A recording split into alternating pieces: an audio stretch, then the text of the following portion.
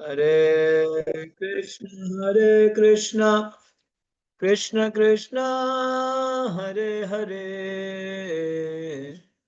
हरे राम राम राम हरे हरे। आराध्यो भगवान् ब्रजेश तनया, तद्धाम वृन्दावनम् रम्या क्वाचिदुपासनो ब्रजवधू वर्गेण या कल्पितः। श्रीमद्भागवतं प्रमाणममलं प्रेम पुमार्तो महान्। श्रीचैतन्यमदमिदं तत्रादरो न परः।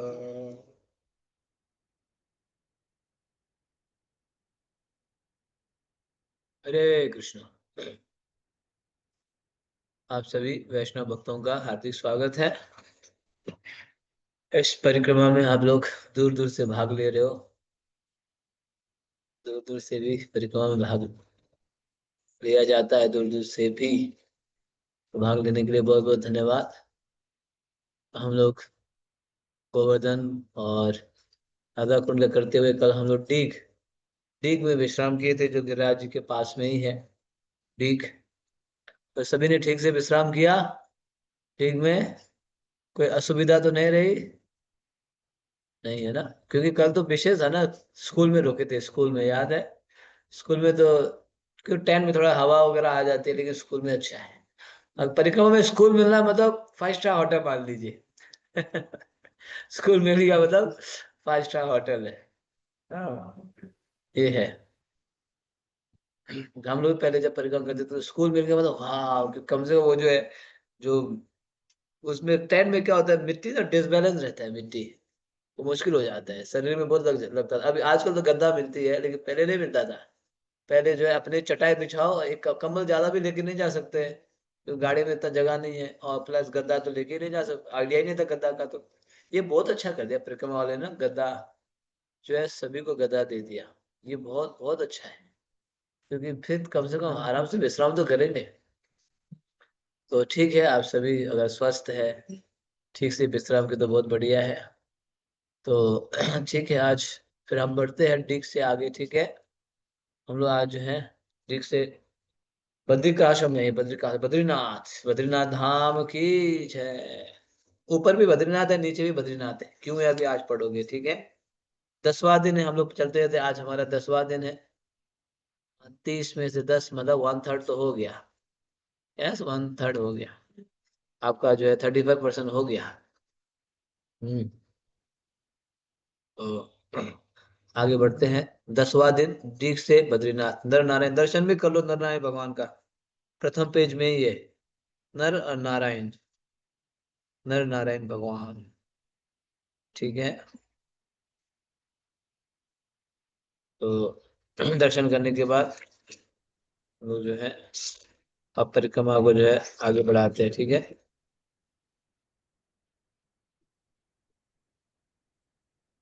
तो पढ़िए। हरे कृष्णा प्रभु जी, दंडवत प्रणाम। हरे कृष्ण जी। 10वां दिन डीग से बद्रीनाथ। भारत में अनेक तीर्थ स्थल हैं। इनमें से बद्रीनाथ, द्वारका, रामेश्वर तथा जगन्नाथपुरी प्रमुख हैं। इन पवित्र स्थलों को चार धाम कहा जाता है। धाम वह स्थान है जहाँ व्यक्ति तुरंत भगवान से संपर्क साध सके। तो इसमें जो है देखो, वैसे लोग ऊपर के 4 धाम बोलते हैं, तो हम वैष्णवों के लिए 4 धाम सुन लो क्या क्या है। हम वैष्णवों के लिए ये 4 धाम है, जहाँ अभी वर्णन आया ना। हम वैष्णवों के लिए जो है सत्य युग में बद्रीनाथ धाम है हमारे लिए, और त्रेता युग में रामेश्वरम है, हाँ, द्वापर युग में द्वारिका धाम है, और कलयुग में जगन्नाथपुरी। ये वैष्णवों के लिए मुख्य धाम है। तो आप सभी गए ये चारों धाम? चारों धाम कौन कौन गया है? हैंडरेस करो, डिजिटल हैंडरेस। नित्य किंकरी माता जी गई है, नितु कुमारी माता जी गई है, श्री माधवी भक्ति माता जी चारों धाम गई है, सुंदरी गोपी माता जी गई है, बद्रीनाथ, द्वारिका, रामेश्वरम और जगन्नाथपुरी। और कौन गया है? 4-5 लोग ही है चारों धाम के लिए। लीला स्वरूपनी माता जी ने भी प्रैक्टिकल हैंड रेस किया। और लीला स्वरूपनी माता जी पुणे। लीला से माता जी नहीं बोल के लिख रही है। ओके, अभी तक कहीं कम वक्त है ना, 9 वक्त ही हुए, 9, 10, 11, 12 ऐसे ही। 11, 12 वक्त चारों धाम गए, बाकी का भी नहीं गए देखो। 3 धाम ठीक है, मैं चारों धाम की बात कर रहे हैं, चारों धाम। हम्म। तो जो रह गया है, चले जाओ, 1 धाम 2 धाम जिनका भी रह गया है, आप चले जाना। चारों धाम मेरा भी है, मैं भी चारों धाम किया हूँ। आई एम ऑल्सो डन चारों धाम, है ना। जैसे बद्रीनाथ हम लोग 2 बार गए हैं, जगन्नाथपुरी तो जगन्नाथ जी की कृपा बार बार बुलाते रहते हैं, अनगिनत बार, है ना। जगन्नाथपुरी तो बहुत बार गए। और रामेश्वरम एक ही बार गए हैं। द्वारिका, द्वारिका भी 1 बार। हम लोग भी नेक्स्ट ईयर फिर द्वारिका जाने का प्लान कर रहे हैं। जनवरी फरवरी में द्वारिका फिर जाएंगे। धन्यवाद। 10, 12 वक्त तो गए, ये हमारे 4 धाम है, ठीक है। ये 4 धाम है वैष्णवों के लिए, अलग अलग युगों में। तो ये 4 धाम कर लेना चाहिए। आगे बढ़ते हैं, यस। भोर होते ही श्री श्री निताई गौर सुंदर निकल पड़े और उनके पीछे पीछे हम भी। इस बार हमारा मार्ग पक्की सड़कें नहीं, अपितु गांव की कच्ची सड़कें और खेतों के रास्ते हैं। आज हमें 17 किलोमीटर चलना है और जिस स्थान पर हम जा रहे हैं वह ब्रज का सर्वाधिक दूरस्थ तीर्थ है। यहाँ की यात्रा मानो एक रोमांचकारी यात्रा है, परंतु यह कोई सांसारिक पर्यटन नहीं है। हमारी यात्रा का एक ठोस उद्देश्य है, क्योंकि इसके माध्यम से हम श्री कृष्ण को खोज रहे हैं, इसलिए ये हमें शाश्वत लाभ देगी। हमारे गोस्वामियों ने अपने उदाहरण से दिखाया है कि यहाँ रहने का यही एकमात्र वास्तविक उद्देश्य है। हे राधे व्रज देवी के चललिते, हे नंद सोनो कुतः, सदैव नंद महाराज के पुत्र की खोज करना। तो परिक्रमा में ये होता है, कभी तो रोड से चलते हैं, तो कभी खेतों से, कभी जंगलों से। तो अभी धीरे धीरे ब्रज में ना हम इंटीरियर पार्ट में जा रहे हैं, अंदर अंदर प्रवेश कर रहे हैं। जैसे गोवर्धन राधा कुंड श्याम कुंड काइंड ऑफ, वहाँ पे पब्लिक ज्यादा है। थोड़ा सा वृंदावन में तो है ही, लेकिन अब जो है बद्रीनाथ केदारनाथ, मतलब यहाँ लिखा है ना, ये ब्रज का सर्वाधिक दू, दूरस्थ तीर्थ है, मतलब काफी दूर है। काफी दूर में बहुत घोर जंगल है। अभी मैं वहां पे, कई भक्त है हमारे, मैं कॉल करने का प्रयास कर रहा हूँ, नेटवर्क ही नहीं आ रहे। नेटवर्क तो नहीं है, बताओ। मुझे बात करनी थी वहां भक्तों से, कॉल कर रहा हूँ कल परसों, आजकल में कॉल ही नहीं लग रही। तो आज हम खेतों से होते हुए जाएंगे। और जैसे बोलते हैं ना, one of the unspoiled forest in Braj, unspoiled forest, बिल्कुल घोर जंगल है। वहां पे हम लोग जाएंगे। और कितने किलोमीटर चलेंगे आज? Only 17 kilometres. Okay, only 17 is only, right. है ना। कल तो देखो 19 किलोमीटर था ना। उससे पहले गिरिराज जी की परिक्रमा 23, 24 किलोमीटर, आज तो केवल 17 किलोमीटर। है ना, तो केवल 17 किलोमीटर, और जंगलों से होते हुए कीर्तन करते हुए आगे बढ़ेंगे। यस। इसलिए हम एक स्थान से दूसरे की यात्रा करते हैं, जिससे भगवत कथा सुनकर हम अपनी चेतना को उन लीला स्थलियों द्वारा छोड़ी गई छवियों पर केंद्रित कर सकें। ब्रज में यात्रा करते हुए हम अपनी विस्मृति पहचान तथा श्री कृष्ण के साथ अपने संबंध की खोज में हैं। भक्ति पूर्वक ब्रज में रखे गए प्रत्येक पग से हम अपने मार्ग की बाधाओं को दूर करते हैं। प्रत्येक पग हमें अपनी आत्मा के स्वाभाविक जीवन के निकट लाता है। ये हमारे आचार्यों का भी यही भाव होता था। हे राधे ब्रज देव के चललिते, हे नंद सुनो कुता, श्री गोवर्धन कल्प पाद पतले, कालिंदी मन्ये कुता, गायन्तो च कदा हरेर्गुणवरं, भावाभिभूतौ मुदा, वन्दे रूपसनातनौ रघुयुगौ, श्रीजीव गोपालको।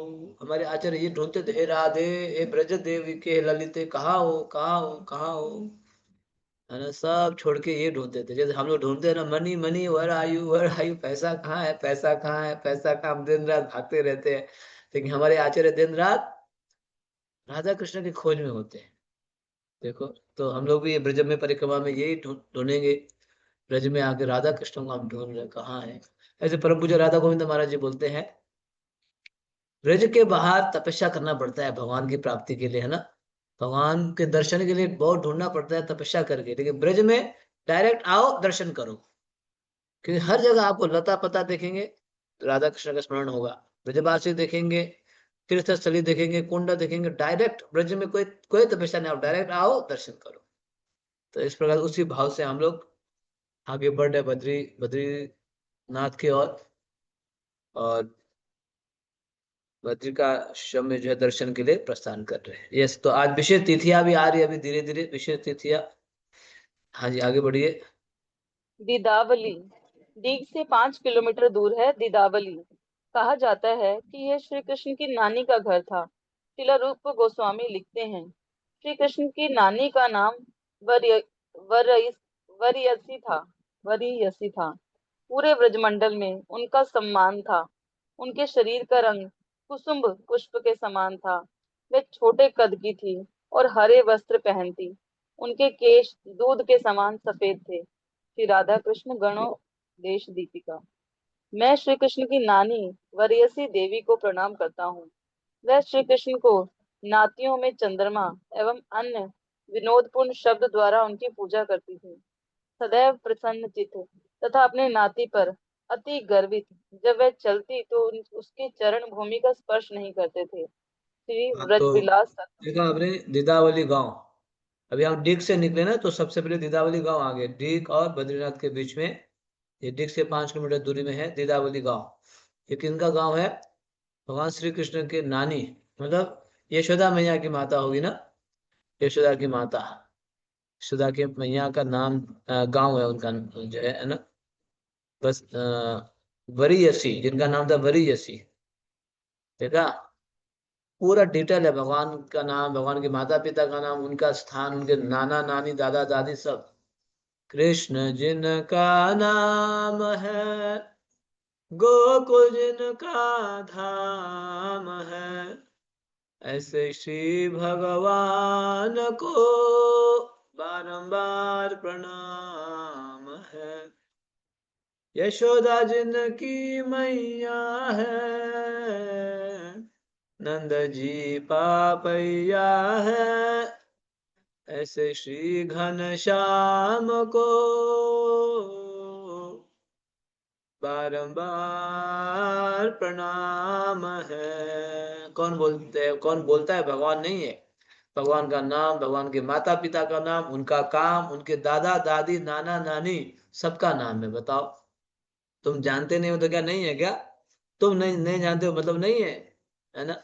सपोज कोई व्यक्ति अमेरिका के बारे में सुना नहीं, गया नहीं, है ना, न्यूयॉर्क के बारे में बोलेगा कुछ अमेरिका फमेरिका कुछ नहीं है, चलो जाओ, है ना, ऐसे बोल देगा। अब तुम नहीं जानते तो अलग बात है, क्यों नहीं है भैया, है वहां पे सब कुछ है। उसी प्रकार ही, है ना, भगवान है, भगवान का नाम है, उनका धाम है, उनके माता पिता, उनका काम है। भगवान का काम क्या है? काम क्या है भगवान का? ऑफिस जाते हैं ना भगवान, ऑफिस, कौन से ऑफिस जाते हैं? हैं? गैया चराने। लूटी लूटी ददी माखन खायो, ग्वाल बाल संग धेनु चरायो, ऐसे श्री गोपाल को बारंबार प्रणाम है। समझ गए भगवान का काम क्या है? लूट लूट के दही मखान खाना, और ग्वाल बाल के साथ गाय चराना, धेनु चराओ। समझ रहे? उनका काम भी है। तो इस प्रकार से यहाँ पे भी भगवान की जो है नानी का ये गांव भी है, नाम भी है, और उनके वर्णन भी किया गया किस प्रकार से है। वो भगवान कृष्ण को बहुत प्रेम करती थी, है ना। जैसे आप बोलते हैं ना, मूल से भी अधिक प्रेम होता है, मूल से भी ज्यादा प्रेम है प्याज।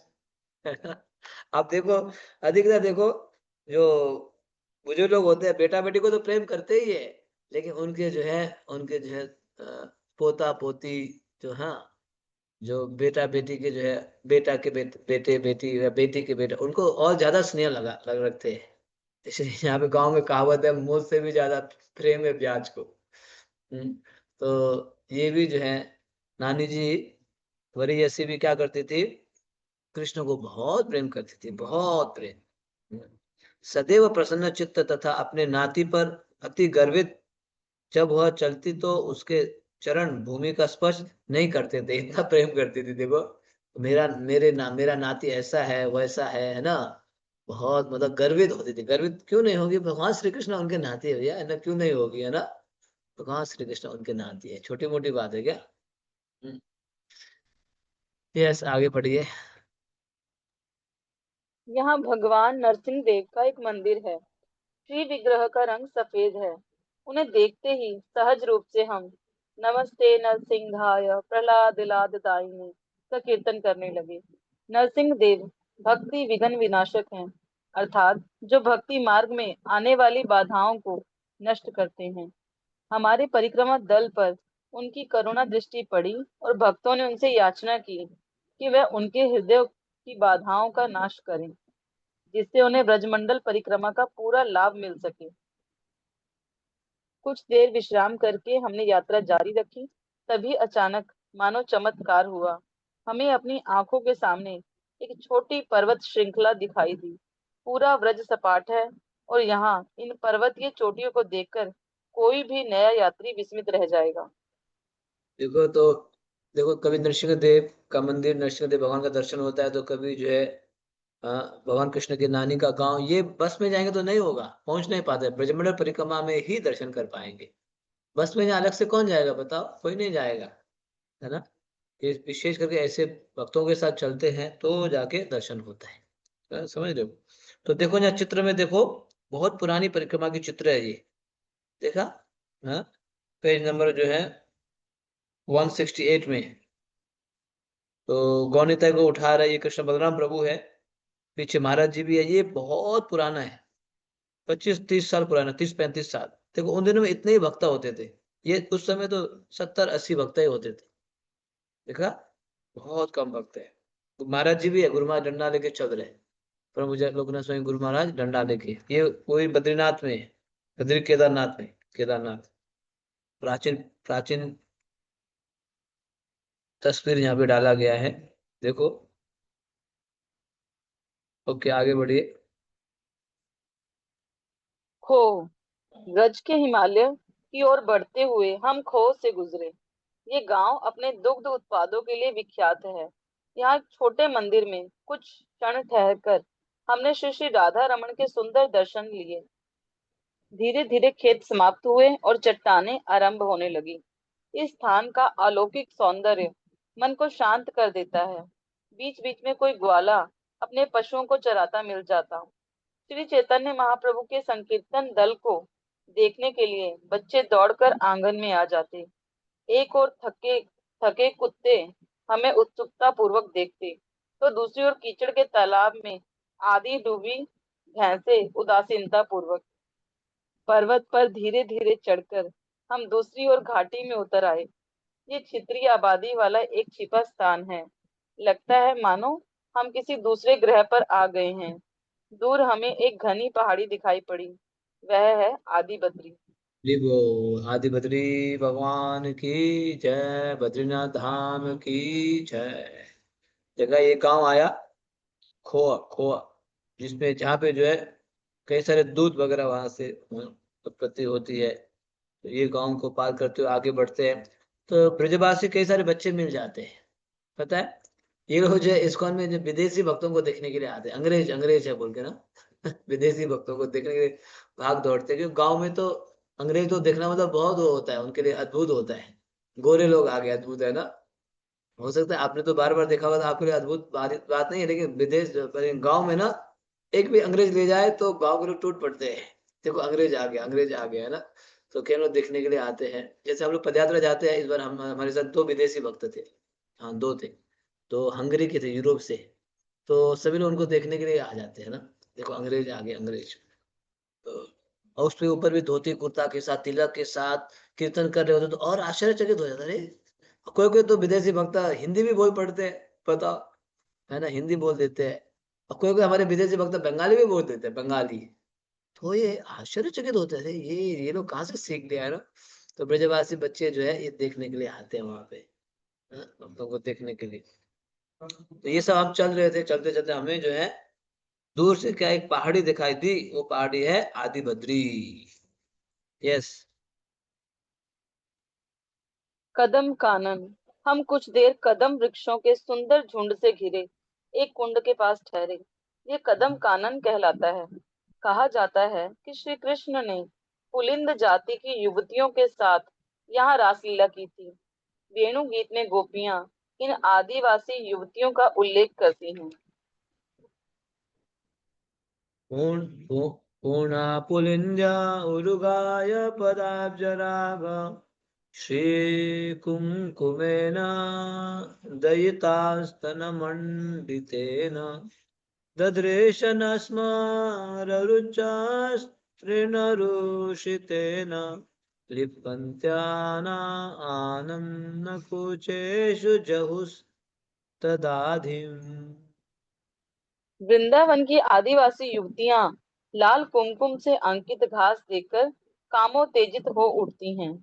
श्री कृष्ण के चरण कमलों के रंग से युक्त इस कुमकुम ने पहले उनकी प्रेमिकाओं के स्तनों को अलंकृत किया था, और जब इन आदिवासी युवतियों ने इसे अपने मुखों एवं स्तनों पर आलेपित किया, तो वे पूर्णतः संतुष्ट एवं चिंता मुक्त हो गई। तो जब हम ऐसे आगे बढ़ रहे हैं हमारी परिक्रमा बद्रीनाथ की ओर, तो आगे कदम्ब कानन, कदम्ब वन, कदम्ब है ना, कदम्ब बार बार जो है ये भजनों में वर्णन आता है। भक्ति विनोद ठाकुर मंगल आरती वाले भजन में गाते हैं ना, विवाह शेषम में, कदम्ब कानन रास परायण वृंदा विपिन निवासी। तो ये बहुत ही प्रसिद्ध स्थान है। यहाँ पे भगवान श्री कृष्ण पुलिंद जाति की युवतियों के साथ यहाँ रासलीला करते थे। पुलिंद जाति ये वर्णन आया है। रासलीला में भगवान उनको अल्हाद प्रदान करते थे, आदान प्रदान हुआ करता था रासलीला में, क्योंकि एक ही पुरुष है कृष्ण, और सभी कौन है? प्रकृति है, प्रकृति। इस संसार की तरह नहीं है, ये भी ध्यान दीजिएगा, है ना, संसार की तरह नहीं है। वहां पे जो है पुरुष, आदि पुरुष भगवान है, तो सभी प्रकृति आदि पुरुष भगवान के प्रसन्नता के लिए करते हैं। तो भगवान जो है इस कदम्ब में, कदम्ब कानन में, वन में पुलिंद जाति युवतियों के साथ क्या करते थे? लीला किया करते थे, रासलीला किया करते थे। ये लीला यहाँ पे हुई। ठीक है, आगे। अलीपुर। शीघ्र ही हमने अलीपुर गांव पार किया। यहाँ से हमारा गंतव्य मात्र 4 किलोमीटर रह जाता है। पिछले वर्ष वर्ष गुरु सेवानंद प्रभु यहाँ पीछे छूट गए थे। जब अंततः वह हमसे मिले, उन्होंने क्या हुआ वह बताया। मैं परिक्रमा दल के पीछे रह गया। अलीपुर में प्रवेश करते समय मैंने सोचा मुझे भूख लग रही है। यदि मेरे पास कुछ प्रसाद होता तो खा सकता था। कुछ क्षणों पश्चात किसी ने मुझे पुकारा, आओ यहाँ आओ। एक वृद्धा ब्रजवासी स्त्री मेरा हाथ पकड़कर अपने घर में ले आई और बैठाया। तब अंततः उसके परिवार ने मेरी पानी की बोतल छाछ से भर दी और मेरी थाली में ब्रजवासी रोटियों का ढेर लगा दिया। उनके सहज प्रेम ने मेरे हृदय को द्रवित कर दिया। वह प्रेम का सच्चा आदान प्रदान था। मैं देखा विचार आपने? करने लगा। हाँ? नहीं, रुको। तो जो है एक पैराग्राफ में रुको। तो यहाँ पे जो है अ, देखो, ब्रज में जो सोचते हैं तो क्या क्या होता है। अब परिक्रमा जो है ज्यादा दूर नहीं है। हम दीघ से चल रहे हैं बद्रीनाथ की ओर। दूर से तो पहाड़ी दिखाई दे ही रही है ना, दूर से हम पहाड़ी देख ही रहे हैं। 4 किलोमीटर दूरी में है। तो कभी कभी ऐसे होता है, जो भक्त चल नहीं पाते ना, पैर में जो लग जाता है, तो धीरे धीरे चल के आते हैं, क्योंकि उनका कोई बात नहीं, आधा एक घंटा लेट हो जाएगा लेकिन हम चल के ही जाएंगे। तो सबके साथ चल नहीं पाते कीर्तन पार्टी, तो धीरे धीरे पीछे रह जाते हैं। तो ये प्रभु जी छूट गए थे, है ना, पीछे छूट गए थे। गुरु सेवानंद प्रभु धीरे धीरे आ रहे थे। अब सुबह से ब्रेकफास्ट खाया, 17 किलोमीटर चल रहा है, धीरे धीरे चल रहा है। तो हो गया, 1-2 बज गया, उनको भूख लग गई। तो खाने के लिए कुछ था नहीं। मन ही मन सोचने लगे कुछ खाने को मिलता तो अच्छा होता, लेकिन प्रसाद तो है नहीं, कुछ क्या किया जाए। ऐसे ही सोच के चले रहे थे। तब तक उनको ब्रजवासी ने बुला लिया। देखो, बुला लिया, बाबा बाबा आओ, लो रोटी लो, है ना, रोटी लो, छाछ लो, मट्ठा लो, अचार लो, है ना। अचार के ब्रज में ये मिलेगा आपको, अचार और रोटी, मतलब चपाती जो हाथ से बना हुआ, कांडा में बना हुआ, और छाछ, और अचार देते हैं। सब्जी वगैरह ज्यादा जल्दीबाजी में सब्जी जरूरत नहीं पड़ती है, अचार रोटी के साथ छाछ ये देते हैं, और वो मक्खन देते हैं, मक्खन मक्खन लगा देते हैं, बहुत स्वादिष्ट होता है। तो इनको देखो उन्होंने ब्रजवासी ने खिलाया, देखा ब्रज में ऐसे होता है, सेवा भाव होता है, सेवा। सिटी में तो जाओ, इस फ्लैट से उस फ्लैट में, इस फ्लैट में जो सोसाइटी में रहते हैं, इस बगल ये बगल वाले 2-2 3-3 साल से रहते, पता ही नहीं चलता कौन रहता है, पता है, अगल बगल में रहते वो, पता है इधर 3 लोग रहते हैं 5 लोग रहते, पता ही नहीं चलता है। अपने घर में अंदर जो भी चल, सब ऑनलाइन चलता है, ऑनलाइन ऑर्डर करो, सब्जी भी ऑनलाइन, ये भी ऑनलाइन, सब ऑनलाइन, बाहर किसी को देखना नहीं है, अंदर जो भी करना है करते रहो। दुनिया लाइफस्टाइल ऐसे होने लगा, और अंदर ही अंदर लोग सड़ने लगे, है ना।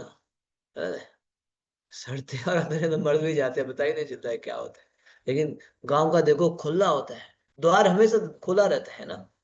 आज से 20-30 साल पहले तो गेट भी बंद नहीं होता था, घरों में गेट कोई ताला वाला नहीं होता था, है ना। आप पुराने लोगों को पूछ लीजिए, ताला लगाने की जरूरत ही नहीं होती थी, द्वार में कोई भी आ जाए, और खिलाने के लिए खाने के लिए कमी नहीं होती थी, क्यों? क्योंकि खुद का खेत होता था ना, खेत में जो है धान अनाज सब्जी, सब्जी आपको सीजनल सब्जी मिल जाएगी, और गेहूं तो मिलता ही है, एक बार गेहूं निकाल दिया तो 3-4 महीना के लिए स्टोर करके रख दिया। क्या परेशान है, जितने भी लोग आए, कोई टेंशन है क्या, है ना? बताओ, यही तो चाहिए, गेहूं आटा चाहिए, और जो है सीजनल सब्जी, और जो है गैस तो जरूरत नहीं है, लकड़ी के लिए कंडा है ही, तो क्या खर्च है बताओ, पानी के लिए कुआं है। आजकल तो सब कुछ खरीदना पड़ता है, सब कुछ, है ना, नहाने के लिए पानी से लेके, बताओ हाथ धोने के लिए पानी से लेके, वो टॉयलेट वाटर पानी, सब कुछ, बिजली, सब कुछ। अब अनाज वगैरह तो भूल जाओ, फ्री का होगा नहीं होगा, कोई होता ही नहीं, तो इसलिए लोग, अतिथि को तो छोड़ो, अपने परिवार के लिए मुश्किल हो जाता है, इसीलिए कोई स्वागत नहीं है, कुछ नहीं है, स्वागत तो भूल जाओ। घर के सामने क्या लिखेंगे, बी अवेयर ऑफ डॉग, कुत्तों से सावधान कुत्तों से सावधान लिख देंगे। पहले के घरों में होता था, स्वागतम बोल के हाथ जोड़ के ये लगाया करते थे, स्वागतम बोल के, है ना, आप कभी भी आइए, अतिथि देवो भव। अच्छा वो हम लोग को भी वो दिन देखने को मिला, भाग्यशाली हम लोग भी, है ना, कम से कम वो दिन तो देखने को मिला कम से कम। आजकल के बच्चे को कुछ भी पता नहीं, आजकल के बच्चों को ये दिन कुछ भी पता नहीं है ना, नहीं जानते कुछ भी। तो इसीलिए यहाँ पे इनको जो है बहुत बढ़िया से खिलाया गया, ब्रजबासी रोटी के साथ, प्रसन्न हो गए वो, आनंद हो गए। यस, आगे बढ़िए, विचार करेंगे अभी। मैं विचार करने लगा, किस प्रकार भारत तेजी से अपनी संस्कृति खो रहा है, विशेषतः बड़े शहरों में। सौभाग्य से ग्रामीण क्षेत्रों में अभी भी इसके अवशेष देखे जा सकते हैं। गांव में हमारा स्वागत एवं सेवा हमें प्राचीन भारत का परिचय देता है। अतिथि देवो भव, अतिथि की देवों के समान सेवा करना एक अनकहा सिद्धांत था, परंतु आजकल शहरों में लोगों के घरों के बाहर कुत्तों से सावधान लिखा रहता है। एक्चुअली मुझे पता नहीं था, मैं पढ़ के नहीं आया था सच में। देखो मैंने ये पढ़ के नहीं आया था, ये वही आ गया, देखा। हो सकता है पिछले साल पढ़ा होगा, मुझे वो याद, पिछले साल का अभी थोड़ा ना याद हुआ ये आएगा बोल के, देखा, यही मत आया, देखो भाव वही है, हाँ? और सच में लोगों के प्रति प्रेम है ही नहीं। एक सोसाइटी में एक ब्लॉक रहता है, एक रूम में, किसी को कुछ पता ही नहीं। गांव में देखो इतना प्रेम होता है, कि बैठ के बातचीत होते हैं ना, बैठ के बातें करते हैं, आदान प्रदान होता है, खिलाएंगे पिलाएंगे एक दूसरों को, तो प्रेम नहीं होगा? हाँ, प्रेम होगा ना, कि आपके घर में भी कोई आएगा, आप भी किसी घर में जाएंगे, है ना, हालचाल पूछेंगे, क्या है भैया बताओ, क्या कैसे चल रहा है घर में, परिवार कैसे है, सब ठीक ठाक तो है, कुछ कुछ सहयोग चाहिए तो बता दो, हमें कुछ सहयोग चाहिए, तुम्हें कुछ सहयोग चाहिए। देखो, सबको अपना अपना सहयोग होता है, किसी को धन की आवश्यकता है तो किसी को व्यक्ति की आवश्यकता है, तो किसी को जो है और कुछ किसी चीजों की आवश्यकता हो, ऐसे नहीं कि धन हो गया तो सब कुछ हो गया, नहीं, है ना। तो इसीलिए ये गांव में ये संस्कृति है, ये सभ्यता है ना। लेकिन लोग सोचते हैं भी हम सिटी में पहुंचे, हम बहुत एडवांस हो गए, 25 मंजिल के घरों में रहते हैं, किसी को देखते ही नहीं है कहाँ है कैसे है।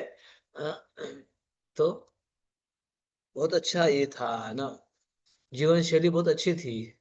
अब जो है सब परिवर्तन हो गया, अब लोग गांव में तो रहना चाहते ही नहीं है, कि गांव में रहना में सोचते हैं कि पीछे पीछे हो गए, ये भी इनकी ये जो है थोड़ा एडवांस नहीं है। लेकिन ये जो है, ये संस्कृति बहुत अच्छी है, इसको अपनाना चाहिए। तो यहाँ पे ऐसे लिख रहे हैं इनका अनुभव, देखो इनको प्रसाद बुला के खिलाया गया।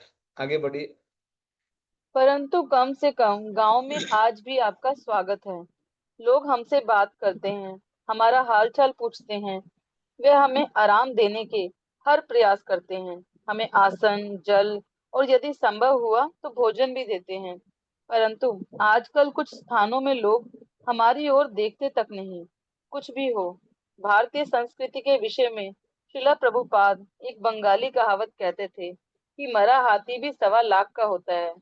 आशा है श्री चैतन्य महाप्रभु के आंदोलन के प्रसार के साथ हमारी संस्कृति का पुनरुत्थान होगा। तो ये संस्कृति भी भारत में थोड़ा बहुत है, इसीलिए भारत को जो है, ठीक है, जैसे जैसे मान लीजिए कुत्ता बिल्ली मर जाता है तो कोई वैल्यू नहीं होता है, लेकिन हाथी मर भी जाता है फिर भी उसका कुछ वैल्यू रहता है ना। उसको कुछ मरने के बाद भी कुछ ना कुछ उसका, जैसे यहाँ बोला ना, टोपा लिख रहे, मरा हाथी भी 1.25 लाख का होता है।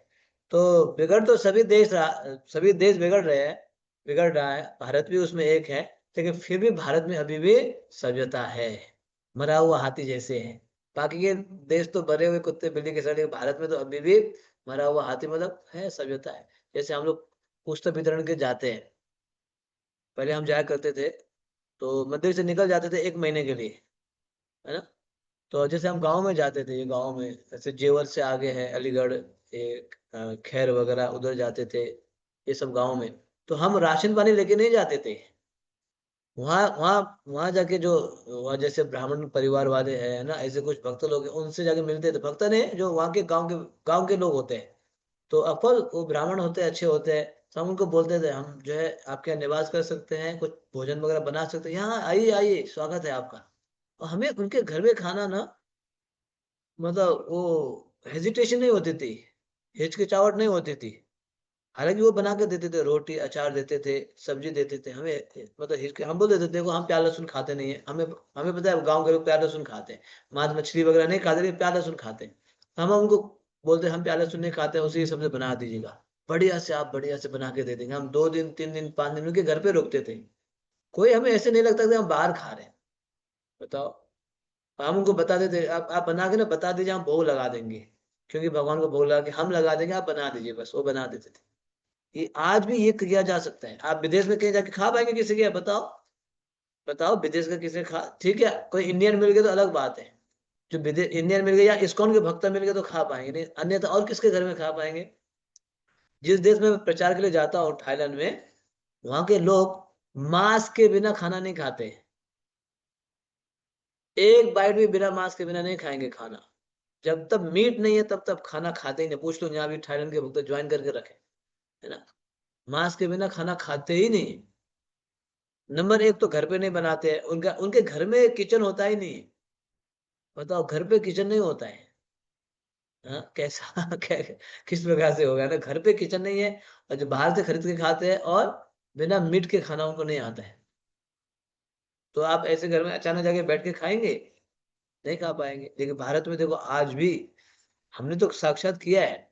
हम जाते थे, हम जाके पूछते थे ब्राह्मण के घर में या कोई अच्छे व्यक्ति के घर में, है ना, तो पूछते थे, पूछ के हम उनके घर में रहते थे, उनसे भोजन बनवाते थे, फिर हम भोग लगा, हम कुछ 2 4 नियम बता देते थे, प्लीज आप प्याले सुन मत डालना, और चखना नहीं, हाँ, क्योंकि हम जो है, हम प्लेट लेके जाते थे, डिस्पोजल प्लेट, पत्तल वगैरह, बस इतना 2 3 चीज बोल देते थे सब। वैसे चखने, हमारे स्पेशली यूपी में ना कोई जूठा करता ही नहीं अधिकता, ये यूपी की विशेषता है, कि आप पानी पियेंगे, झूठा गिलास है तो नीचे रखेंगे, टेबल में नहीं रखेंगे, क्योंकि ये विशेष है इधर, भारत इस साइड में, है ना, उत्तर भारत में जूठा तो बिल्कुल वो कर देते हैं। आज का थोड़ा बहुत नियम बिगाड़ दिए, अलग बात है, लोग बिगड़ गए, अन्यथा जूठा तो आप किसी रेस्टोरेंट में भी नहीं करेंगे, पता है, ढाबा में भी नहीं करेंगे। हाँ, ये कितना अच्छा है, देखो, इस संस्कार को अभी धीरे धीरे छोड़ रहे, ये बहुत अच्छी संस्कार है। इस प्रकार से ये प्रभु जी का अनुभव हुआ। ठीक है, बद्रीनाथ में प्रवेश करते हैं। बद्रीनाथ। अंततः हम एक सुंदर छायादार प्रांगण में पहुंचे। दोपहर बीत चुकी है। ये बद्रीनाथ अथवा आदि बद्री है।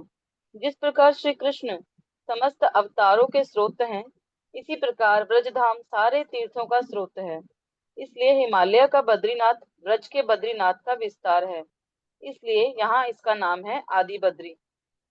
तो आदि बद्री, जो ऊपर हिमालय में बद्रीनाथ है ना, ऊपर के 4 धाम, बद्री, केदार, गंगोत्री, यमुनोत्री, तो उसी का एक विस्तार है ये बद्रीनाथ। तो क्यों विस्तार हुआ, हम आगे पढ़ेंगे। यस। बद्रीनाथ से अनेक महान व्यक्तित्व एवं लीलाएं जुड़ी हैं। भगवान के चौथे अवतार नर नारायण ऋषि ने अपने उदाहरण से जगत को आत्म साक्षात्कार की पद्धति की शिक्षा देने के लिए यहाँ निवास किया, तपस्या की, इंद्रियों पर नियंत्रण किया तथा भक्ति की। श्रीमद् भागवतम के अनुसार नर एवं नारायण ये दोनों एक ही साथ एक भी हैं और भिन्न भी हैं। तो भगवान जो है इस बद्रीनाथ में तपस्या की है। भगवान ने भी तपस्या की, हालांकि भगवान को कोई तपस्या करने की जरूरत नहीं है। जरूरत है? कोई तपस्या करके भगवान बनता है तो भगवान है ही नहीं। भगवान को भगवान बनने के लिए तपस्या करने की जरूरत नहीं है। लोग जो है तपस्या करते हैं मैं भगवान बन जाऊं, और अगर तपस्या करने के बाद आप भगवान बनेंगे तो आप भगवान है नहीं, है ना। तो लेकिन यहाँ भगवान ने तपस्या करके एक लीला किया। क्या लीला किया ये अभी हम सुनेंगे। तो यहाँ नर और नारायण यहाँ लिखा है, ये दोनों एक ही साथ एक भी है और भिन्न भी है। कैसे, क्यों लीला, क्यों तपस्या कर रहे हैं भगवान बद्रीनाथ में, आगे सुनिए। उनमें से एक शुक्ल वर्ण का है और दूसरा श्यामल। दोनों की 4 भुजाएं हैं। उनके नेत्र प्रफुल्लित कमल की पत्तियों के समान हैं और उन्होंने काला मृग चर्म तथा छाल के वस्त्र पहने हैं। उनके कंधों पर जनेऊ सुशोभित है। अपने पावनकारी हाथों में उन्होंने कमंडलू, बांस का दंड एवं कमल के बीजों की जपमाला है। साथ ही उन्होंने दर्भ घास के पुंजों के प्रतीक रूप में सर्व पावनकारी वेदों को धारण किया है। उनका कद लंबा तथा पीत कांति चमकती बिजली के समान है। वे तपस्या के मूर्तिमान स्वरूप में प्रकट हुए हैं तथा तो नर अग्रणी नारायण, देवताओं द्वारा पूजे जा रहे हैं। तो नर नारायण भगवान की छवि के बारे में वर्णन किया गया है। एक शुक्ल वर्ण के और एक श्याम वर्ण के, है ना। श्याम और शुक्ल वर्ण के, और ये जो है किस प्रकार से प्रफुल्लित होते हैं, मृग के छाला पहन के रखे हैं, कमंडलू हाथ में है। इस प्रकार से ये नर नारी भगवान का वर्णन किया। और ये तपस्या के मूर्तिमान है। तपस्या, भगवान स्वयं तपस्या कर, ठीक है, तपस्या के मूर्ति। भगवान ने तपस्या क्यों किया, सुनिए। यस। एक समय इंद्रदेव को भय हुआ कि कहीं नर नारायण ऋषि तपस्या करके उनका सिंहासन न छीन ले।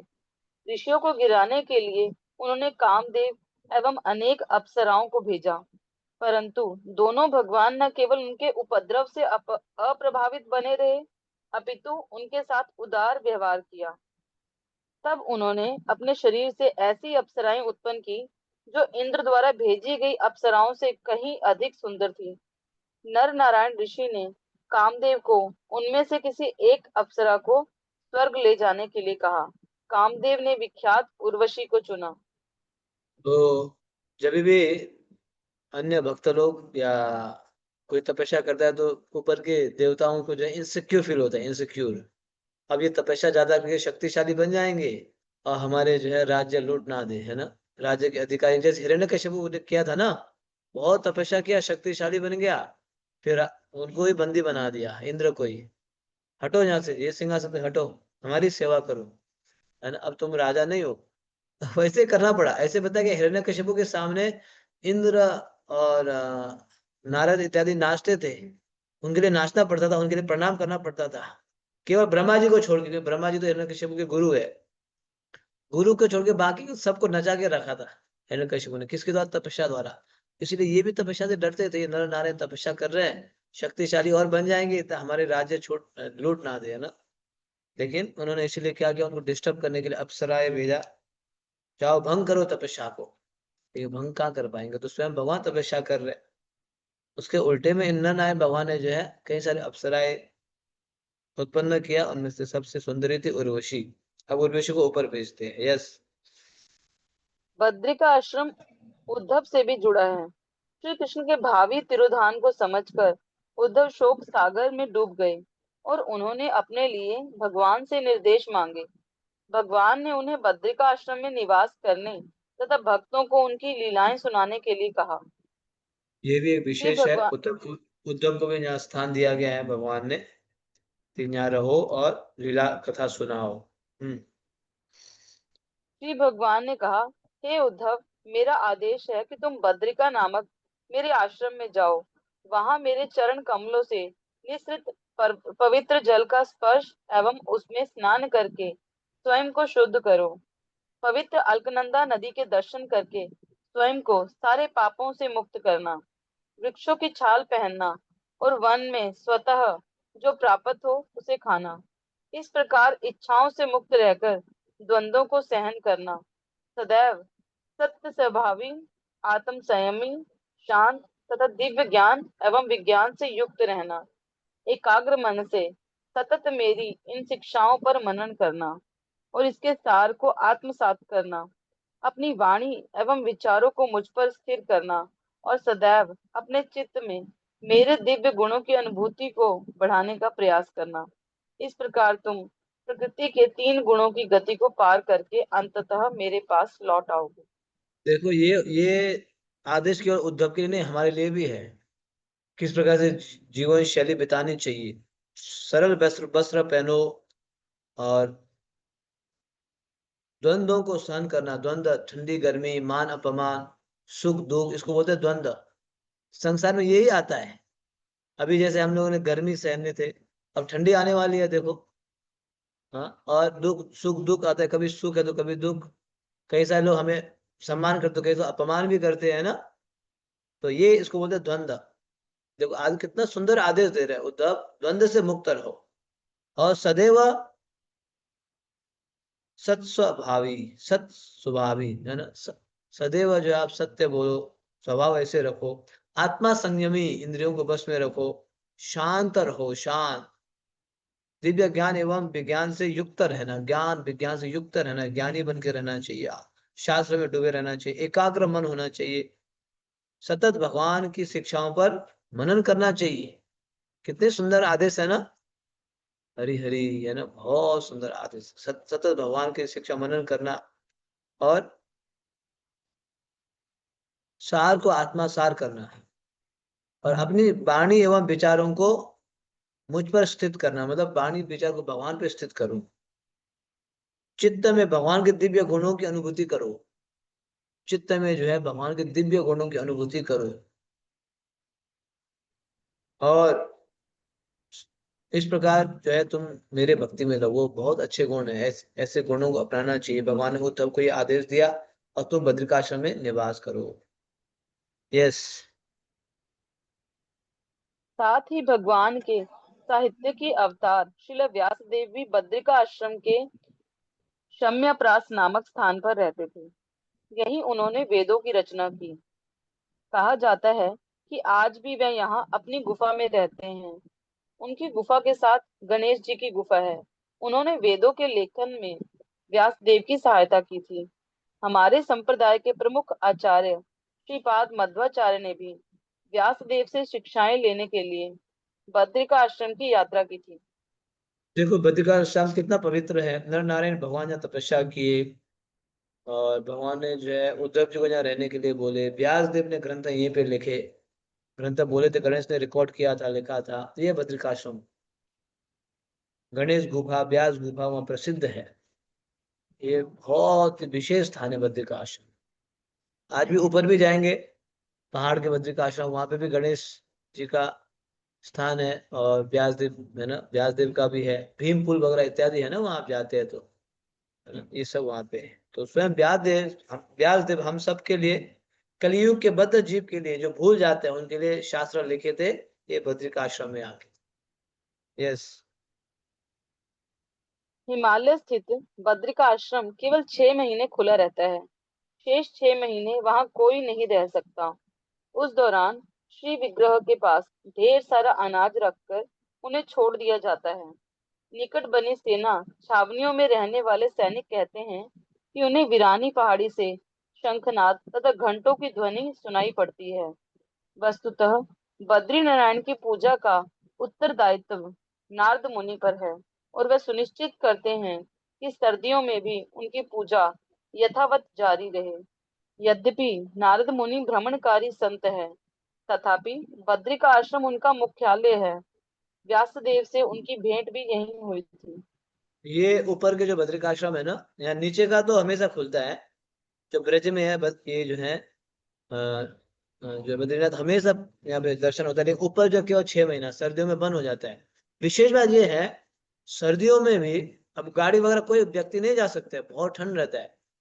ऊपर से शंख ध्वनि आते हैं, शंख ध्वनि ऐसे बोलते हैं गांव के लोग, दूर के लोग ना, जो शंख ध्वनि आता है। और जब 6 महीने के बाद पट खोलते हैं, वहां कोई ऐसे नहीं कि आपको जो है बहुत गंदगी हो गया है, हाँ, और जो है स्पाइडर वेब, क्या बोलते हैं, मकड़ी का जाल लग गया हो, ये सब नहीं। जैसे ऐसे लग रहा है कोई सुबह ही पूजा करके गया हो, ऐसे लगेगा। क्योंकि कौन आता है रोज? नारद मुनि पूजा करने के लिए आते हैं, रोज आते हैं, रोज। ये वहाँ के भक्तों का, गांव वासियों का कहना है। एक तो दूर से शंख ध्वनि रोज सुनाई देती है, दूसरा जब 6 महीने बाद पट खोलते हैं, तो जैसे उन्होंने छोड़ के गया वैसे ही बिल्कुल साफ सुथरा, नीट एंड क्लीन, भगवान को अभी भी सब सेवा में ऐसे ये दर्शन करने को मिलता है। तो ये है बद्रिकाश्रम। और नीचे तो हमेशा दर्शन होता ही है, यहाँ हमारा ब्रज वाला बद्रिकाश्रम बहुत ही विशेष स्थान है, जहाँ पे श्रीमद् भागवतम का प्राकट्य स्थान है। व्यास देव भी तो स्वयं भगवान के अवतार है, शक्तवेश अवतार। ऐसे संतों का निवास स्थान है, स्वयं भगवान का निवास स्थान है, भगवान के भक्तों का निवास स्थान है। यस। नर नारायण ऋषि के विग्रह आदि बद्री की महिमा है। उनका दर्शन लेने के लिए हम मंदिर की बड़ी उबड़ खाबड़ सीढ़ियों से ऊपर चढ़े। मंदिर कक्ष छोटा है और यहाँ विराजमान है चतुर्भुज नर एवं बद्री नारायण। हमने इन छोटे चमकदार काले विग्रहों का दर्शन लेकर उन्हें साष्टांग प्रणाम किया। उनकी बाईं ओर शिवजी और गणेश की मूर्तियां हैं तथा उनकी दाईं ओर उद्धव, श्रीनाथ जी एवं राधा कृष्ण की। सबने स्वच्छ पोशाक पहनी है तथा भक्ति पूर्वक सेवित हैं। और भक्त लोग जो है बद्रिकाश्रम पहुंच गए हैं ब्रज में, और मंदिर है, वे मंदिर के दर्शन के लिए ऊपर गए हैं। मंदिर में नर नारायण भगवान है ना, जैसे पंडित यहाँ पे लिखा है, और साथ साथ शिव जी गणेश जी भी है। इन सब का ऊपर चढ़ के भक्तों ने दर्शन किया। अभी अभी इतना दूर चल के आए हैं, फिर भी पहले दर्शन ही कर लिया, अपने भगवान का दर्शन करके अब जाके अपने टेंट में जाएंगे, खेमों में जाएंगे। हाँ जी। यहाँ का जीवन इस चौकोर तपस्या कुंड के चारों ओर केंद्रित है। उसका हरा गहरा जल हमें दिन भर की थकान मिटाने के लिए आमंत्रित कर रहा है। ये शीतल कुंड भी कहलाता है क्योंकि वृक्षों की छांव के कारण यहाँ का जल अत्यंत शीतल है। देखो यहाँ कुंड पिक्चर में है, तपस्या कुंड। नर नारायण भगवान तपस्या करते थे, तो ये कुंड का नाम बन गया तपस्या कुंड। पर मुझे सुबह महाराज जी स्नान कर रहे हैं, हमारे इस्कॉन के वरिष्ठ सन्यासी सुबह महाराज जी तपस्या कुंड में स्नान कर रहे हैं। तो ये कुंड भी यहाँ पे दर्शन करने को मिलता है। ओके। यस। खुले बरामदे में तिरपाल के पर्दे टांगकर बड़े कमरों का निर्माण किया गया है जहाँ भक्तों ने सटाकर अपने बिस्तरे लगाए हैं। कमरों में मिट्टी तथा पत्थर की गंध फैली है। बड़े पक्षी भीतर बाहर उड़ रहे हैं और दीवारों एवं छत के बीच बने आलों में अपने घोंसले बना रहे हैं। एक घोंसले से तो भूखे चूजों का रुदन भी सुनाई पड़ता है। एक चूहा बेतहाशा अपने बिल को खोज रहा है जिसका मुंह एक भक्त के संदूक द्वारा बंद हुआ है। संदूक हटाते ही वह स्तब्ध चूहा बिजली की कौंद के समान उस छेद में अदृश्य हो गया। नंगे पांव चलने वाले अनेक भक्त अपने कटे फटे पैरों के उपचारार्थ मेडिकल खेमे में हैं। जिस पहाड़ी मार्ग से हम आए वह नुकीले कंकर पत्थरों से भरा है जिससे कुछ यात्रियों का चलना अत्यंत दुष्कर हो गया। हो गया। कल एकादशी। जी प्रभु जी। ओके। एक पैराग्राफ हो गया। जी प्रभु जी हो गया। कैसे हो गया? प्रभु जी जिससे कुछ यात्रियों का चलना अत्यंत दुष्कर हो गया, देखिए 173 पेज पर। ओके। ठीक है। तो अब भगवत वहां पहुंच चुके हैं अपने निवास स्थान में, और टेंट लगाया हुआ है, बड़े बड़े टेंट। आप सुन रहे हो कि चूहा वगैरह इत्यादि भी आना जाना होता है। और इतने दूर से चल के आए हैं, तो आज जो चले थे पत्थर के ऊपर, जो पहाड़ था ना, पहाड़ में नुकीले पत्थर, तो पैर में काफी लग गया है। और मेडिकल कैंप में, वहाँ पे ब्रजमंडल में फ्री मेडिकल कैंप होता है, free medical camp. Medical camp में जाके वक्त दवाई ले रहे हैं, कुछ मलहम पट्टी वगैरह लगवा रहे हैं, है ना। शरीर को भी संभालना पड़ता है भगवान की सेवा के लिए। दुनिया के लोग शरीर को संभालते हैं इंद्रिय तृप्ति के लिए, है ना। जिम्स में जाते हैं, अच्छे पदार्थ, तथाकथित अच्छे पदार्थ खाते पीते हैं, वो इंद्रिय तृप्ति के लिए। लेकिन भक्त लोग शरीर को संभालना होता है किसके लिए? भगवान की सेवा के लिए। है ना। हमें शरीर को ऐसे नहीं फेंकना है, शरीर को बहुत बढ़िया से संभालना है ना। किसके लिए? ठाकुर जी की सेवा में लगाना है, इसलिए। तो ये सब करके भक्त लोग जो है ट्रीटमेंट वगैरह भी ले रहे हैं। तो कल एकादशी है या नहीं? कल एकादशी है हरि ना? बोल। उसी जी। प्रसंग में चल रहे, देखा कितना अच्छा है, एज इट इज चल रहा है। कल हम लोग भी एकादशी करेंगे। यस। कल एकादशी है और पूरा दिन हम यही बिताएंगे। यहाँ रहे महापुरुषों के चरणों का अनुगमन करते हुए हम इस पवित्र हिमालय में तपस्या करेंगे और अत्यंत विनीत भाव से प्रार्थना करेंगे कि हमारे प्रयासों को देखते हुए श्री कृष्ण हमें अपने चरण कमलों के दर्शन प्रदान करें। हाँ, तो भक्त लोग देखो बद्रिकाश्रम में लाइन में बैठ के प्रसाद पा रहे, नर नारायण भगवान के चरण चिन्हों में, आश्रय में, गोद में। कितना आनंद आता होगा ना भक्तों को, एक धाम से दूसरा धाम, एक दर्शन स्थली से दूसरे दर्शन स्थली दर्शन करते करते आगे बढ़ रहे, कुंडों में स्नान कर रहे, कई सारे कुंडों में दर्शन कर रहे, प्रसाद पा रहे। तो फिर कल के लिए भी धीरे धीरे तैयारी कर रहे हैं। यस। हमारा संध्याकालीन कार्यक्रम अन्य दिनों की तुलना में कुछ अलग रहा। जब हम गांव में शिविर लगाते हैं तो स्थानीय ब्रजवासी हमारा कार्यक्रम देखने एकत्र हो जाते हैं, परंतु आदि बद्री इतना दूरस्थ है कि चारों ओर कोई नहीं है, केवल हम हैं। क्योंकि वहाँ ज्यादा गांव में ना घर वगैरह नहीं है, जंगल ही जंगल है ना। तो बिल्कुल भक्त है, शांत वातावरण है। वहाँ पहाड़ी है, पहाड़ी। क्योंकि हिमालय तो पहाड़ी होता था ना, तो वहां पे भी पहाड़ी है। तो आज जो है ब्रजवासी वगैरह कम है, केवल भक्त ही भक्त है। यस। तो पूरा कृष्ण पूरा ही पढ़ पक्ष। लीजिए, पूरा 3 पैराग्राफ। जी प्रभु जी। कृष्ण पक्ष समाप्त होने जा रहा है। हम आधुनिक सभ्यता से कहीं दूर बादल रहित आकाश के नीचे खड़े हैं। चारों ओर छाए गहन अंधकार के कारण भगवान दामोदर को अर्पित हमारे दीपक अत्यंत प्रकाशवान दिखते हैं। क्योंकि आदि बद्री पर्वत अत्यंत ऊंचाई पर स्थित है, इसलिए आकाश में फैली सितारों की चादर धरती के अधिक निकट प्रतीत होती है। शहरों में जगमगाते प्रकाश एवं व्यस्त जीवन के कारण हम विरले ही रात्रि आकाश को देख पाते हैं, परंतु आदि बद्री जैसे स्थान में कोई बाधा नहीं है। यहाँ हम मानवीय हस्तक्षेप से दूर भगवान की सृष्टि की सहज सराहना सराहना कर सकते हैं। थकान से चूर किंतु आनंद से भरे हम सोने की तैयारी करने लगे। हमें प्रतीक्षा है इन भव्य तथा रमणीय पहाड़ियों पर भ्रमण की, जिससे इनकी शांति हमारी चेतना में समा सके। परिक्रमा का प्रत्येक दिन विशेष है। वह हमें क्या अनुभव प्रदान कर सकता है, इसकी कोई सीमा नहीं है। तो बिल्कुल घोर जंगल है, शांत है, अंधेरा ही अंधेरा है, लाइट वगैरह नहीं है ना। तो दीपदान जब कर रहे थे, देखो टेंट के बीच में दीपदान कर रहे थे, तो बिल्कुल बिल्कुल अलग अनुभव हो रहा था। आज के दिन में हो रहा है आप लोग को अलग अनुभव, अनुभव कर रहे हो अलग से? है ना। सिटी में तो लाइट है ना, लाइट लाइट है ये है, लेकिन यहाँ पे कुछ नहीं है। वास्तव में ये ब्रज का जो है एक अंतिम अंतिम चरण है ये। वहां पे ना बिल्कुल घोर, कोई टावर सिग्नल भी नहीं आता, बताओ। इतना घोर जंगल। तो हम दीपदान किया वहां पे बहुत ही सुंदर रूप से। अब थके तो थे, बहुत थक गए, लेकिन थकान से चूर किंतु आनंद से भरे। थकान से चूर और आनंद से भरे। हाँ।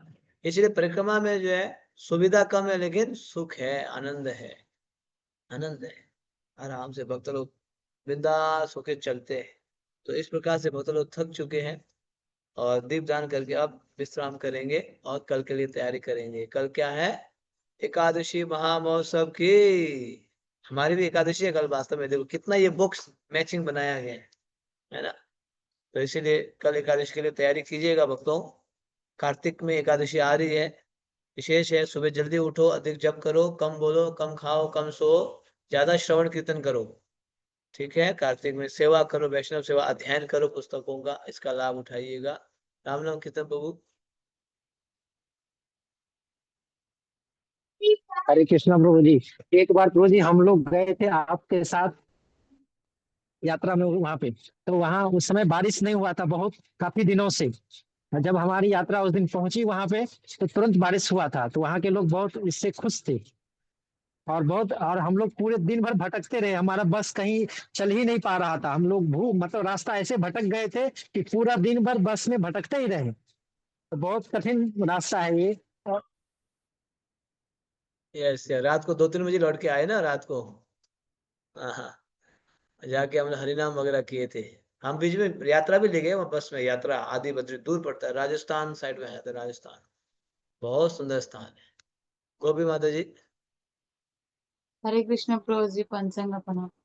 प्रभु जी, हम कुछ और ही पूछना चाहते हैं आपसे कि कल एकादशी है, तो क्या एकादशी के दिन हम दूसरे लोगों को ये अन्न प्रसाद बना के खाने के लिए दे सकते हैं, कि क्योंकि सेवा के लिए बुलाया है और हमें पता नहीं जा सकते हैं कि नहीं जा सकते हैं? देखो ऐसे तो शास्त्र में बताया गया एकादशी जो है, एकादशी में अन्न लेना भी नहीं चाहिए और बांटना भी नहीं चाहिए, है ना, ये शास्त्र जी। का कहना है। अब सेवा की बात आई तो फिर सेवा को भी ध्यान देना होता है हाँ ना। जी, इसलिए जाना हाँ, चाहिए। अगर खुद के लिए तो अन्न खाना भी नहीं, बांटना भी नहीं, लेकिन सेवा की बात आई तो सेवा को भी थोड़ा प्रायोरिटी रखना पड़ता है, सेवा ध्यान देना ओके। पड़ता है। ठीक है, तो वो ओके आप सेवा भाव से जाइए तो कोई इतना वो नहीं है। ठीक है। Okay Prabhu ji, thank you. Hare Krishna. Leela Swarupini Devi माता जी। हाँ जी माता जी। घर में बीमार लोग हैं, हाँ, वो मतलब तो एक्सेप्शनल है, घर में कोई बीमार है तो बना सकते हैं, कोई बात नहीं। ठीक हमारे है, हाथ से बना। बनाना पड़ता है। हाँ हाँ, ठीक है ठीक है ठीक। ठीक। मेरे प्रभु जी बीमार है से। यस यस, जरूर जरूर।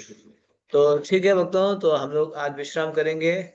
बद्रिकाश्रम में बिल्कुल आपको कुछ आवाज नहीं है, बिल्कुल शांत है, शांत शांत स्थान में। सब बद्रिकाश्रम में ही है ना, मॉरिशस में तो नहीं है ना कोई। पता चला बद्रिकाश्रम के बजाय आप तो और थाईलैंड में हो, मॉरिशस में हो, नेपाल में हो। नहीं, हम लोग आज कहाँ रहेंगे। अब मॉरिशस में माता जी ने हैंड रेज किया, देखो। स्मृति माता जी, मॉरिशस। हरे यस कृष्ण माता। प्रभु जी। एक छोटा सा प्रश्न था। जब परिक्रमा करते हैं मंदिर के, भगवान का भोग लगता है, तो क्या परिक्रमा कर सकते हैं? हाँ, भगवान का भोग लगाते समय नहीं, परिक्रमा नहीं करते। नहीं करते। यही कोई पूछना व्यक्ति था। खा रहे तो उसको डिस्टर्ब नहीं करना चाहिए। कोई खा रहा है, कोई सो रहा है, कोई नहा रहा है, देखो ये आप भगवान का टेम्पल तो ये 3 समय बंद होता है। भगवान सो रहे हैं, ऑल्टर बंद होता है ना। हाँ भगवान को अभिषेक कर रहे हैं, ऑल्टर बंद होता है। और भगवान खा रहे हैं, अभी ऑल्टर बंद होता है। तो इवन संसार में भी ना, कोई नहा रहा है, कोई खा रहा है, और कोई जो है सो रहा है, बिल्कुल कभी डिस्टर्ब मत करना, है ना? उसी तरह भगवान को भी जो उस समय परिक्रमा करना, ये ज्यादा नहीं करना चाहिए। जैसे हमारे यहाँ हाँ, भारत में सब ये सब। कल्चर है, हमारे भारत में ये कल्चर है। कोई मान लीजिए आपके आपके घर का, मंदिर का गार्ड भी क्यों ना हो, गार्ड गार्ड चौकीदार, अगर वो लंच कर रहा है, हम्म। लंच, तो बॉस उसको कभी नहीं उठाएगा। क्योंकि भोजन करना मतलब वो 12 घंटा ड्यूटी कर रहा है, तो भोजन तो ठीक से तसल्ली से करने दो, है ना। तो हम लोग भी मंदिर में देखते हैं, हमारा गार्ड खा रहा है, तो हम लोग जितना भी बड़ी सेवा नहीं, आप पहले भोजन पहले करो, भोजन पहले करो। तो उसी तरह भगवान की भी उस समय परिक्रमा नहीं करनी चाहिए। ठीक है। आप वृंदावन में जाएंगे, ठीक है। राधा दामोदर मंदिर वगैरह, पूरा रस्सी लगा देते हैं, परिक्रमा मार्ग बंद कर देते हैं। लोग मानते नहीं है ना, तो बंद कर देते हैं। श्वेता माता जी। धन्यवाद प्रभु जी। श्वेता माता जी। हाँ, हरे कृष्ण प्रभु जी। प्रभु जी, मुझे एक पूछना था। आपने कहा ना, चित्त में भगवान के दिव्य गुणों को याद करना चाहिए, तो फॉर एग्जाम्पल आप बताओ। भगवान के गुणों को, हम्म। भगवान के कई सारे गुण हैं, अनगिनत गुण हैं। हाँ, भगवान की तो लील उसमें से एक दो आप बता दीजिए तो भगवान की हमें इजी होगा। भगवान की हम्म। लीला है। तो मैं आपको ना एक चीज बता देता हूँ, ये पुस्तक खरीद लीजिए, ये पुस्तक। हम्म। हाँ, कहाँ पे है माता जी, ये पुस्तक देख लीजिए। थोड़ा ऊपर कीजिए प्रभु जी, हाँ, दिखाई नहीं दे बता रहा रही। हूँ। ये वाली पुस्तक देखा, परम पूज्य हाँ। लोकनाथ स्वामी महाराज ने लिखा है, श्री कृष्ण स्वरूप चिंतन। हम्म। तो हम्म। इसमें भगवान के नाम, रूप, गुण, लीला, धाम, आप सभी के हम्म। जानकारी के लिए, हम लोग जो है ये अभी जूम आईडी आपने ज्वाइन किया ना, ये हम लोग पिछले 6 साल से एवरी डे मिलते हैं, एवरी डे हम लोग पिछले 6 साल same zoom ID, same time 7:30 से हम लोग करते हैं, पिछले 6 साल से कर रहे हैं।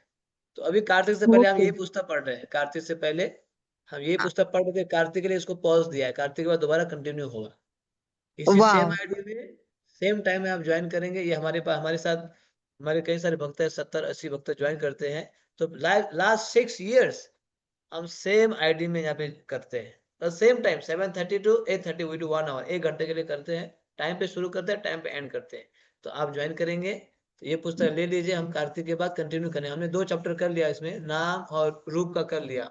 अब नेक्स्ट आने वाला है गुण, आप बोले थे ना गुण, नेक्स्ट चैप्टर है।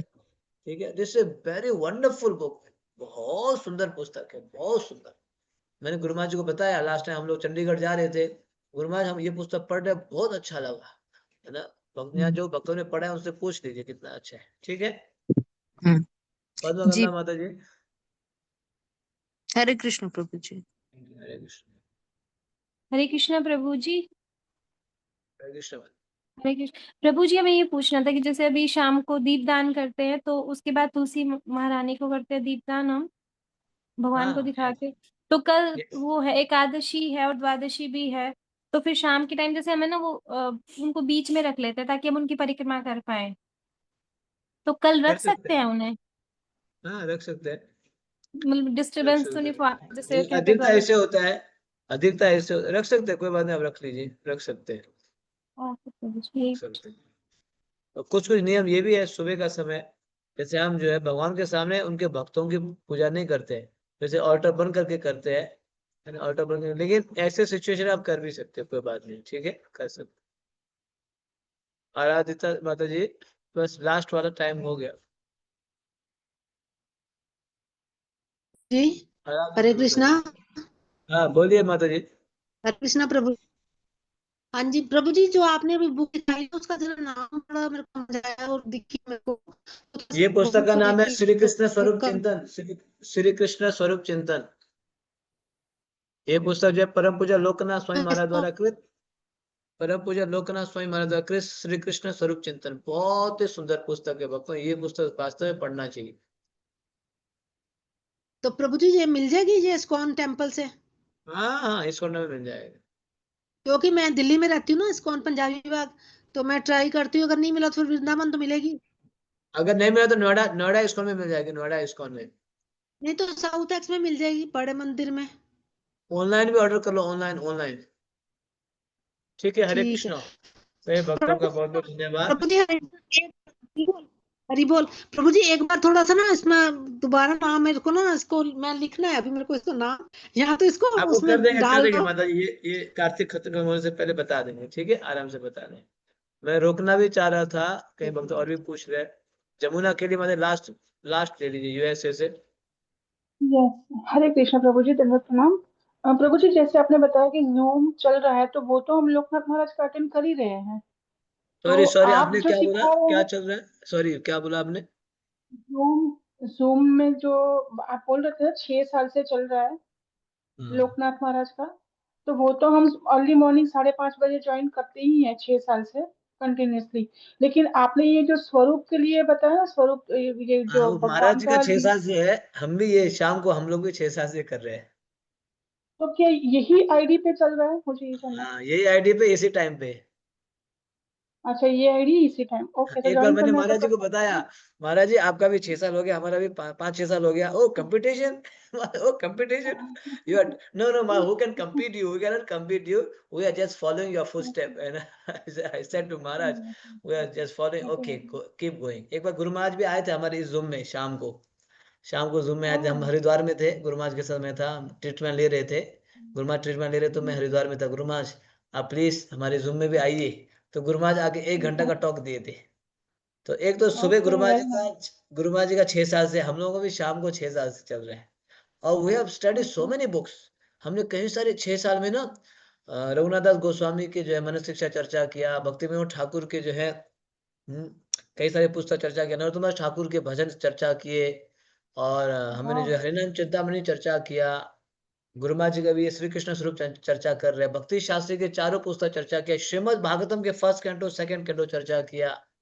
मतलब हम इसको ना अनाउंस नहीं करते हैं, क्योंकि we want only serious devotees, हमें उसमें क्राउड इंक्रीज नहीं कर, जैसे अभी अभी ये जो ब्रह्मांड चल रहा है ना, ये हम उसी ग्रुप के लिए कर रहे थे, एक्चुअली हम उसी ग्रुप के लिए ही कर रहे थे, लेकिन जब ये रूपानुआ को पता चल गया मैं कर रहा हूँ, तो उन्होंने जो है मुझसे बोला कि प्रभु जी प्लीज आप आपके ग्रुप में कराइए, हमारे रूपानुआ से भी कराइए। ओके, आई डोंट माइंड, मुझे तो कराना ही है, हमें तो हम तो पढ़ेंगे ही। लेकिन मैं उनको बोला जूम आईडी मेरा ही चलेगा, जूम आईडी मैं आप लोगों का एक्सेप्ट नहीं करूंगा क्योंकि हमारे रेगुलर डिवोटी के लिए, तो मैं कर रहा था हमारे रेगुलर डिवोटी के लिए, but they requested that it should be combined, है ना, तो इस प्रकार से ठीक है, तो हमने हमको किया। भी लाभ मिल रहा है प्रभु जी। और आपके थ्रू और भी जानकारी मिलेगी, तो हम सेशन अटेंड कर सकते हैं ना? हाँ जरूर जरूर, मोस्ट वेलकम। आपको बता देना सेम आईडी है और सेम टाइम है, Okay, बट उन ठीक है फिर प्रभु जी। उसके बाद तो हम टाइम 1 आवर ही करते हैं, 7:30 to 8:30। हर रोज होता ओके, है? हाँ everyday. Every day? Okay fine. Thank you Prabhu ji. Hare Krishna. Okay, many Hare questions are Krishna को देयर, प्रणाम। I don't know. 2 क्वेश्चन और है, ठीक है, बस लास्ट रखिएगा 2 क्वेश्चन प्लीज। आराधिता माता जी, आराधिता देवी माता जी, आपका ना मेरा इंटरनेट क्वेश्चन नहीं इंटरनेट प्रभु स्लो जी, है अब नहीं आपका। मेरा। अच्छा आपका नहीं है, ठीक है, हो गया। हाँ जी प्रभु कालिंदी जी, माता अब जी, अब नहीं। ठीक है ठीक। हरे कालिंदी कृष्ण माता जी, प्रभु जी। हाँ जी हरे माता जी। कृष्ण प्रभु जी, पंचांग प्रणाम। प्रभु जी, अभी आप बता रहे थे ना, आप इतने सब बुक्स डिस्कस किया, तो उसका प्लेलिस्ट मिलेगा? हमने कुछ ऐसे रिक्वेस्ट रिकॉर्ड किया नहीं, नहीं? नहीं रिकॉर्ड वगैरह नहीं किया। नहीं तो हम लोग को थोड़ा ध्यान नहीं बेनिफिट दिया मिलेगा। रिकॉर्डिंग का, है ना, तो प्रभु जी आगे से किया करिए। हमारे ऐसे भक्त छूट जाते डायरेक्ट हैं वो। ज्वाइन करो, डायरेक्ट ज्वाइन करो। हाँ, वो तो करेंगे प्रभु जी। हाँ, पर जो छूट गया वो मैंने। ठीक है कई प्रभु जी, सारे हरे कृष्ण। 5-6 साल में हमें कई सारे अध्ययन करने का अवसर मिला। ठीक है, भविष्य में ध्यान रखते हैं। हरे कृष्णा। जगत गुरु श्रील प्रभुपाद की जय समवेद गौर भक्त वृंद की, जय। कार्तिक मास की, श्री निताय गौर प्रेमानंदे। हरि हरि बोल।